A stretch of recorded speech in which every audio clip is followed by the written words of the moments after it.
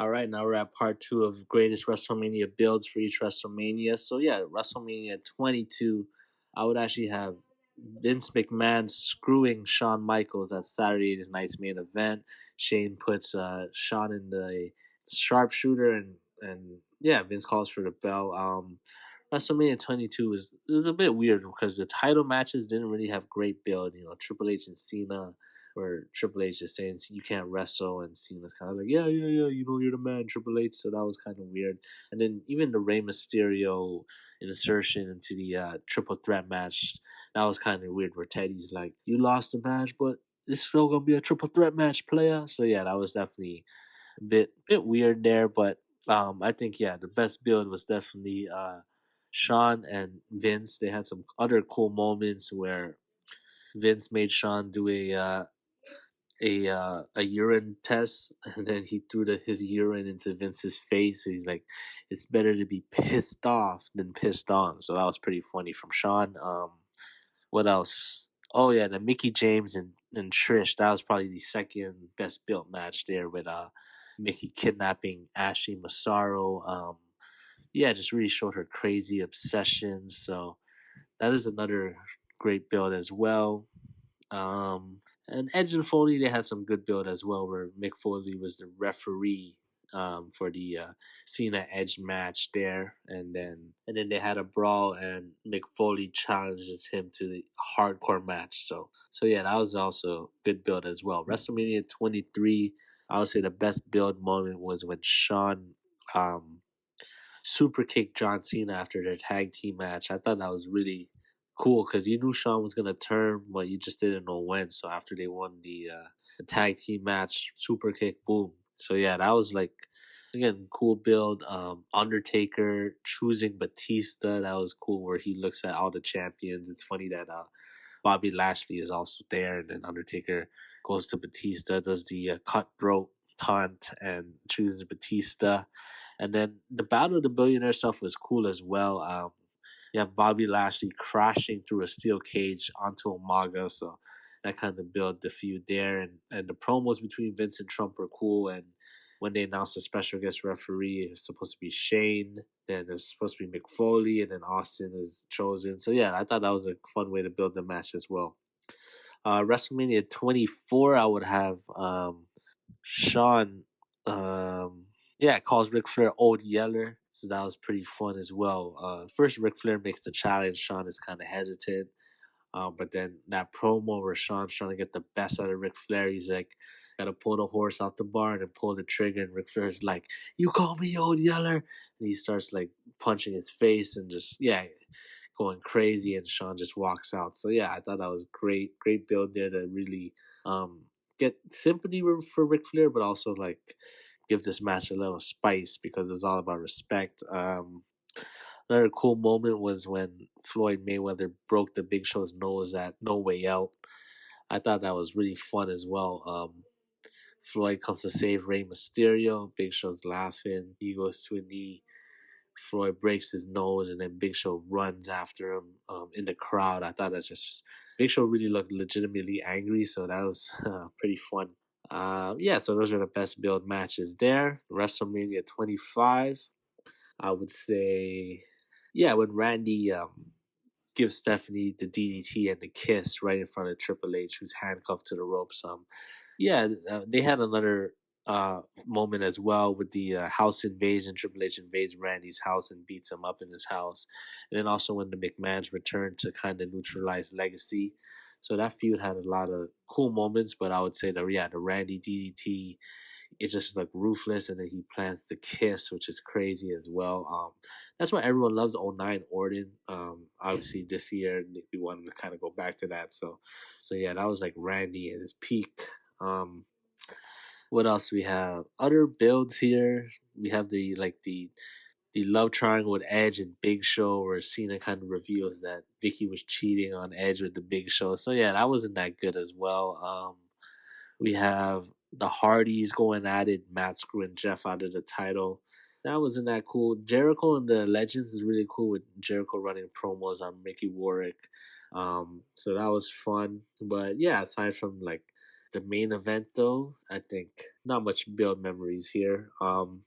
WrestleMania 26 is the easy one where Shawn cost the Undertaker the World Heavyweight Championship in the Elimination Chamber. He comes out from under the steel grates, and yeah, super kicks the Undertaker, allows Jericho to get the win, which is funny as well because they just had like an intense feud a year prior. So yeah, that's definitely the best build for WrestleMania 26.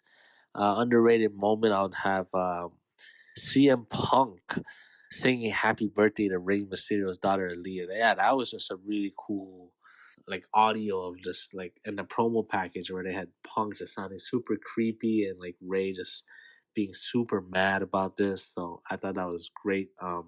Then you also have Vince and Brett. When they're celebrating, it looks like all right, we finally healed all the wounds, and then Vince gives Brett the low blow. Where it goes from there is weird, where Brett has to fake a leg injury. I didn't like all that stuff, but the beginning where it's like, okay, finally, and then the low blow was pretty cool. We also have Batista randomly getting a title match against Cena and winning. That was kind of weird, but Batista's promos were hilarious though on John, where he's like, "Yeah, I don't hug. I'm not kissing babies and hugging fat girls." So that was pretty funny from Dave. What else do we have here? We have Legacy kind of turning on Randy Orton, so that was pretty cool as well. But yeah, definitely Shawn and Taker. Another underrated part was the challenge as well, where Undertaker challenges Shawn for his streak versus career, and Shawn's like, "If I can't beat you, I have no career." So yeah, that just really built the stakes for that match as well. WrestleMania 27.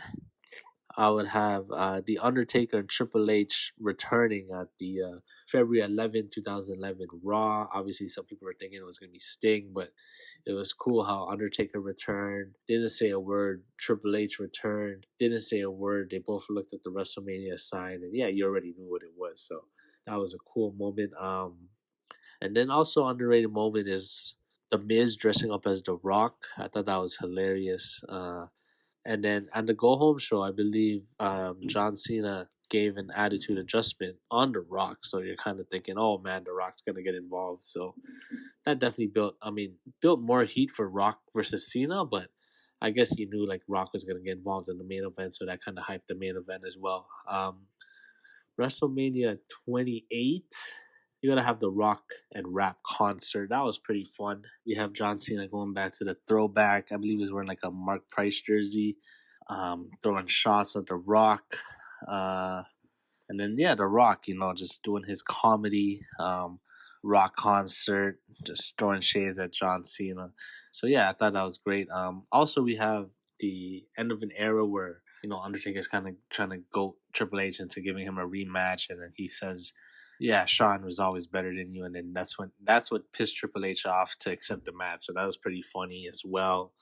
And then we also have yeah, Jericho and Punk, where Jericho's like calling Punk, his dad a drug addict, his sister an alcoholic, or whatever it was. So yeah, that definitely built the heat for that match as well. And I do still remember CM Punk's promo. He's like, "I'm swimming with sharks, and you're dancing with stars." So that was also like a good build up moment as well. So Mania 29. I have when Punk pours the ashes on the Undertaker. Obviously, it's like supposed to be like, is that Paul Bearer's ashes? Like you were thinking about that, but like that build where Punk, yeah, and Heyman were kind of just playing around with the urn was pretty fun. And I do like the promo where like you'll be undefeated to Paul Bearer, but not to everyone else. So yeah, I thought that was a good promo, good build. I did like when Brock F5 Vince McMahon to kind of reheat the Brock and Triple H stuff, and I believe Stephanie also got involved to slap Paul Heyman, so that was really interesting. Rock and Cena didn't really have nothing special here. I think they had like a panel where it was like Bret Hart and Booker T and some other legends, and they were just kind of talking trash to each other. But yeah, WrestleMania 29, not really the best built WrestleMania to be honest. WrestleMania 30 though, we gotta have Daniel Bryan occupying Raw, which I love. He brought like all these. Obviously it's supposed to be like fans, but it was obviously like planted people. They're all come in the yes shirt, and they're saying they're not leaving until they get what they want. And then Triple H is like, "Fine, you got the match," and Daniel Bryan's like, "That's not all I want." He's like, "If I beat you, I'm in the main event of WrestleMania." And then Steph comes out too. Yeah, so I thought it was a great build for that. And we also have the when Daniel Bryan gets handcuffed and for doing what he did, and then Triple H says, "Oh, these guys are fake cops," anyways, and beats the hell out of Daniel Bryan. Stephanie slaps him. I thought that was really good to get sympathy on Daniel Bryan as well. Other parts of the build here, we have the contract signing between Undertaker and Brock Lesnar. Undertaker stabs Brock's hand with a pen. That was kind of funny. And then we also have Cena and Bray Wyatt, where Bray cost Cena the match at Rumble and Elimination Chamber. And then also there's a part where they beat up they beat up John Cena, and they put the Wyatt family mask on him. So that was pretty funny. And last part is when the Shield kind of turned face. They wanted them to attack Jerry Lawler, but then they ended up attacking Kane, I believe. So yeah, that was also pretty noteworthy. But aside from that, I think yeah, Daniel Bryan occupying Raw. I thought that was a really cool moment for Daniel Bryan. WrestleMania 31. I'd say the best build moment was kind of a random one, but I don't know if you guys remember Sting helping Randy Orton from the Authority attack. So it kind of put both of these storylines together because they're both feuding with the Authority, Sting against Triple H, Randy against Seth Rollins. But yeah, it looks like they're gonna jump Randy, and then the Sting crow makes a noise, goes black, and Sting has the bat with him, and they kind of fend off the Authority. I thought that was a really cool moment, kind of build back to like throwback WCW days where Sting would just appear out of nowhere. Yeah, what else happened? WrestleMania 31. You did have Brock and Roman having tug of war. That was pretty not the best part of their feud. But oh yeah, Paul Heyman, and so after the Rumble there was like a snowstorm, right? And then um you have Paul Heyman interviewing Roman Reigns. So that was really cool too, to get like Heyman saying like, you're the right guy at the wrong time. You're gonna lose to Brock Lesnar, and then Brock comes in and they have a confrontation as well. So that was really a cool moment from the WrestleMania 31 build. Yeah, aside from that, there's not really much. We have obviously Randy pretending to be in the Authority and then turning on Seth. I thought that was cool, but it was so obvious that Randy was going to turn on them. Cena and Rusev had a few cool things there as well, where Cena makes Rusev pass out, and Alana has to accept the rematch for WrestleMania 31. Bray and Undertaker. Bray was kind of carrying the whole thing, so just cutting promos, and so yeah, there's not much to choose from there. But yeah, definitely the Sting coming out to save Randy. That was like a throwback moment. WrestleMania 32, I would actually have when Shane returns. So Stephanie's supposed to get an award. Shane returns after 7 years, got a crazy pop. And then yeah, this whole segment where Shane's like, got some kind of secret in the lockbox. I mean, they didn't really go anywhere, but Shane kind of threw shade at the fact that Raw sucked and he wanted control Monday Night Raw. And then Shane, Undertaker said, "You know what? You can get that if you fight the Undertaker at WrestleMania." And then they kind of censored what Vince said to Shane. He kind of swore at him. So yeah, they built some heat there. Really random though, but yeah, that's definitely like the moment you remember from the build. All right, WrestleMania 33. I would actually have when Samoa Joe attacked and injured Seth Rollins for Triple H. I thought it was memorable for the fact that also Seth actually did get injured. Um, so yeah, that's what really made it kind of interesting. Like, oh man, Seth is gonna miss his second year. And yeah, it just showed like, hey, Triple H got Samoa Joe to attack Seth and injured him. Like, you would think that would be the plan in real life, right? So that was a cool moment. It's sad that Samoa Joe didn't even get to get on the card, like didn't even have a run in. So that was kind of weird to me.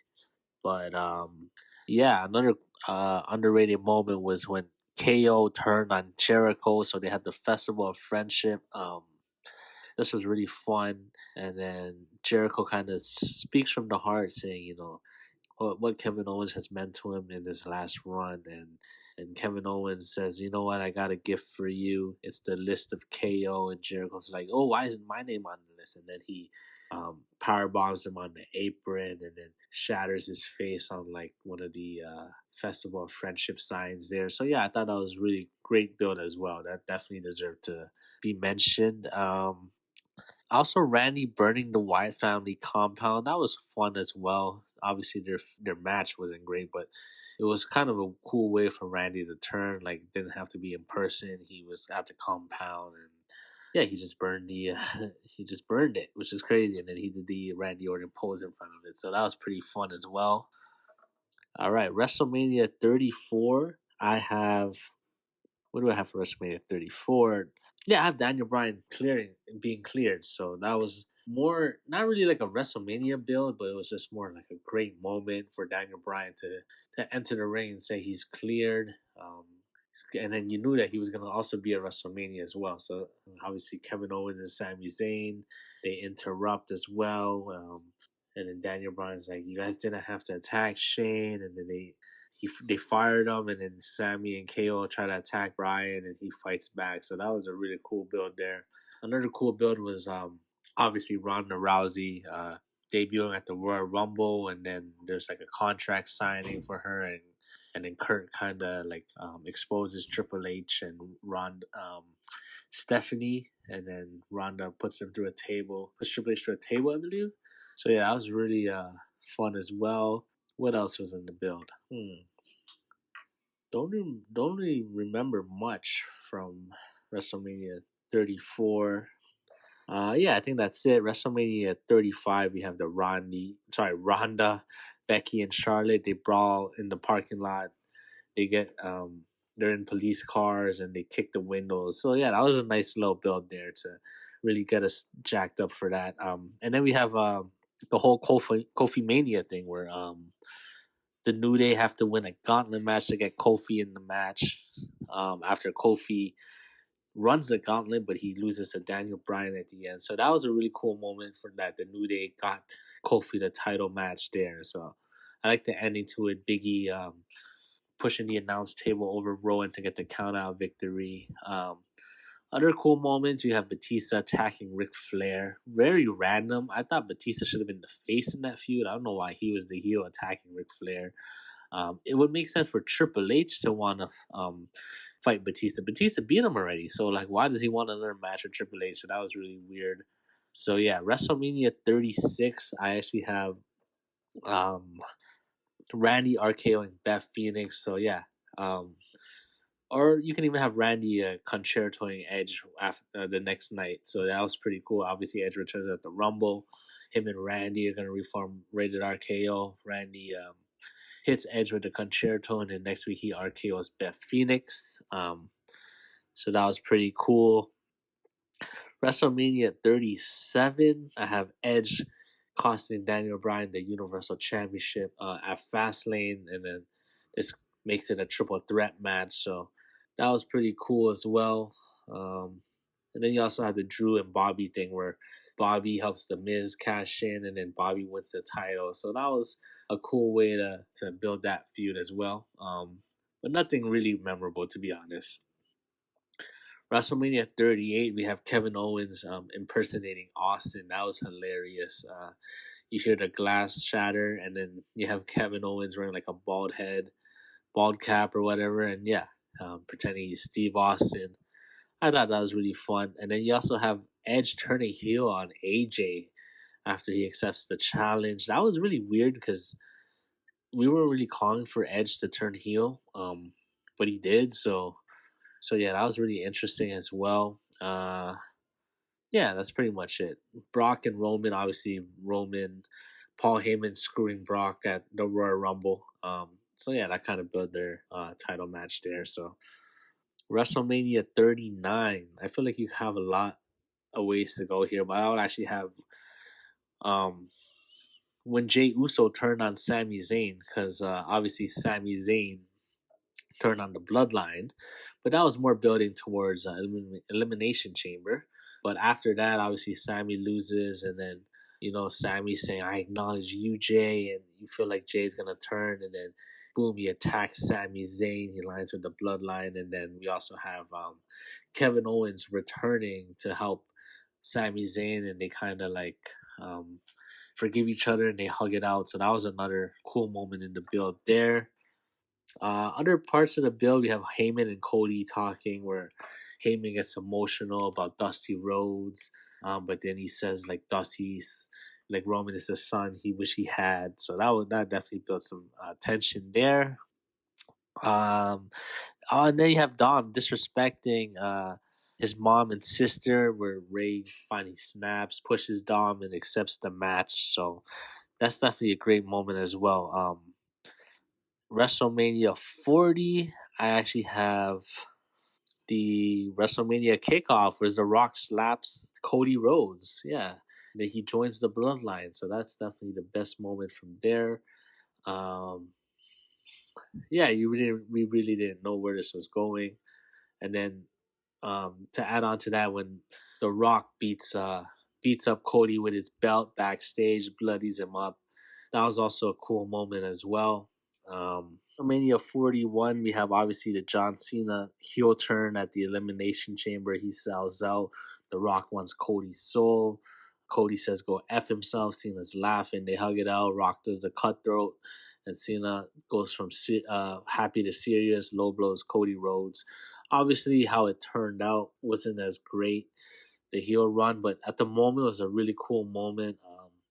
Another cool moment from WrestleMania 41, I'd have when Jade Cargill returned and beat up Naomi. That was another cool moment because, yeah, Jade Cargill returned from injury. And then I like the part where Bianca was in the pod, so she couldn't really help or break it up. And then we have CM Punk being announced he's a WrestleMania main eventer, and you can see the emotion in Paul Heyman's voice and CM Punk as well. And Seth is obviously pissed that CM Punk gets what he wants, the main event. So yeah. And then we go to this year. I think the best build was when Randy turned on Cody Rhodes in the contract signing. He was sitting and then looking for the belt. Like that's all they needed. They didn't need to add all this Pat McAfee stuff. Other cool builds was obviously CM Punk's pipe bomb, um, dissing Roman Reigns saying he ate dog food for Vince McMahon. So yeah, that was fun. What else? Aside from that, though, the build's been pretty lackluster. But yeah, guys, this is part two of the best WrestleMania build-up moments. If you have anything I didn't mention, or you want to really talk about one of the great build-up moments, let me know in the comments. I appreciate the support, and let's all enjoy WrestleMania Night 2. Peace.